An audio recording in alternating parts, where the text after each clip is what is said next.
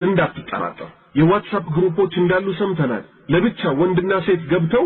ስለ ብልግና የሚያወሩበት ማለት ነው አቅም ካለ አታገባ አግባ ሲባል አቅም የለኝም ይላል የ25000 ብር አይፎን 5 ስልክ ይዞ ጋላክሲ 4 ጋላክሲ የመሳሰለው ስልኮች ይዞ 10 ምናምን ሺህ ብር የሚያወጣ ሴት አግባ ሲባል አልችልም ይላል ከዛ እዛ ግን ተለጥፎ ማለት ነው በቀን የ100 ብር የ80 ብር ካርድ እየሞላ እዛ ዋትስአፕና ስካይፕ ምናምን ውስጥ ገብቶ ሌላ እንደዚሁ ሌላ የተያዘች ሴት አለች ባለትዳር የሆነች ከሆነው ጋር ስትጻጻፍ በስካይፕ ይሻላል እንደ ቀልድ አያት እሱ ከስር ያያት ፎቶ ያነሳት ነው ከዛ በአካል ካላገኘሁሽ አረኔ ባለትዳር ነኝ አለችው ከዛ ሌላ ቦታ ሁሉ ተዳረሱ ማለት ነው መጀመሪያ ባለትዳር ከሆንሽ ምን ልታደርጊ ፊትሽን አሳይተሽ ከሰው ጋር በስካይፕ ታወሪያለሽ አላህን አትፈሪ አማና ማለት ይሄ ነው ባልሽ ዞር ሲልልሽ ይሄን ነው የምትሰሪው ይሄ ብዙ የኛ ሰዎች የሚሰሩት ስራ ነው ሰው ልክ ከከተማ ሲወጣ ሌላ ሰው ይሆናል ሌላ በቃ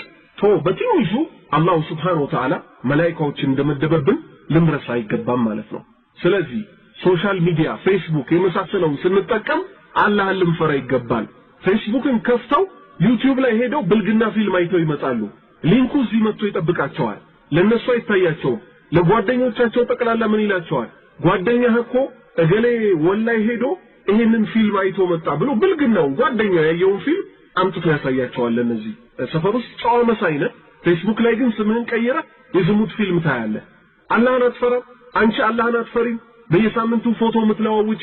እያንዳንዱ ሰው ላየሽና ለተፈተነው የውመል ቂያማ ትጠየቂያታለሽ እንዳትጠራጠሪ ካልተወበትሽ በቀር ማለት ነው ሌላው ቻት ወይንም ጫት በፊት ሰዎች ጫት እየቃሙ ነበር ፈጅር ሰላት የሚያስመልጡት ማለት ነው አሁንስ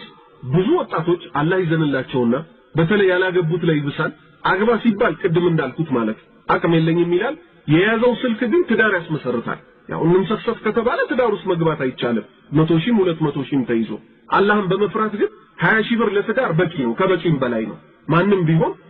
ተሟልቶለት አይደለም የገባው ውስጥ